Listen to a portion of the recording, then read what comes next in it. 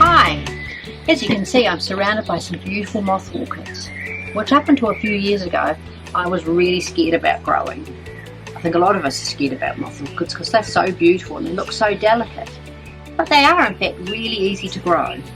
They're epiphytic, which means they grow right in the crook of the tree, and they get their nutrients not from the tree but from the air. So they get nutrients in through the leaves and also in through these roots. Because the moth orchids take all the nutrients in from the air and their natural watering is actually rainwater, they don't want to sit in water at all. It's really important that you don't have their roots sitting in water. So when you come to water them, maybe once a week, once every fortnight, just depending on how hot it is, you can take them out of their pot. So if you take them out, plunge this into water so it's entirely covered in water, then take it out and let it drain really well. Leave it out for an hour or so, let it drain away, and then pop it back into your pot, ensuring that there's no water left in the bottom. So orchids like to live in quite well lit areas but not direct sunlight, because they're normally living under a forest canopy and they love humid conditions. So one thing you mustn't do is place them anywhere near an air conditioning unit, which would just dry them out.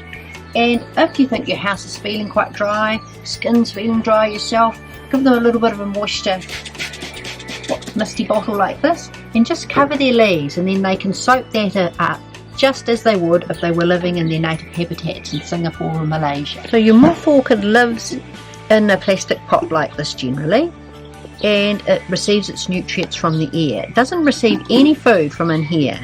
So it's important that you feed it regularly with a proprietary orchid fertiliser. There's liquid ones and there are little spikes you can pop in, and that will really ensure that your orchid provides as many blooms as possible.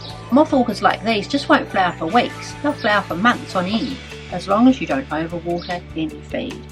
This lovely specimen here was repotted last year from a small pot, from two small pots actually like this.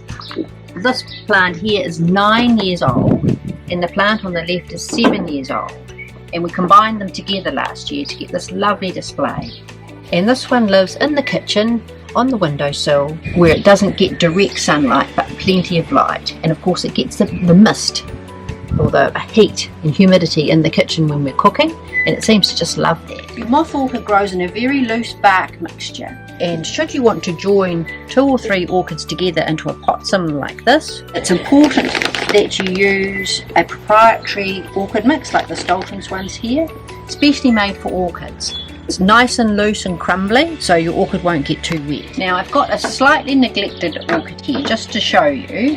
When your flower stems have finished, you need to trim it back. Now the thing is that you shouldn't trim it back down the bottom here.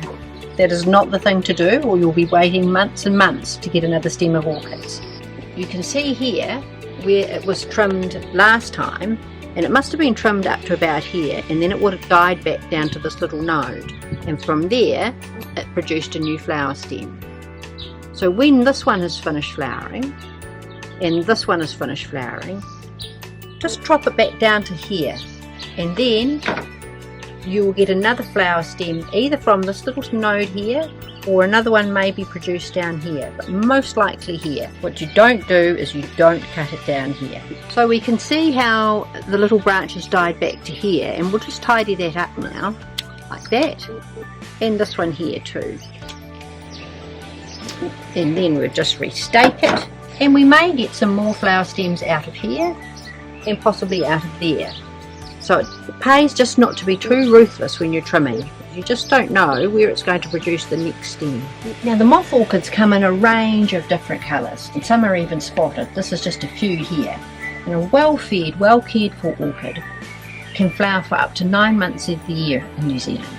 So just to finish up, to keep your orchids looking as gorgeous as these, water regularly. Don't let your orchids sit in water. Feed them fortnightly with a proprietary orchid fertiliser. Keep them out of windy conditions, and they want to be kept in temperatures above 18 degrees. And then you'll have super duper orchids just like this, flowering and flowering at your house.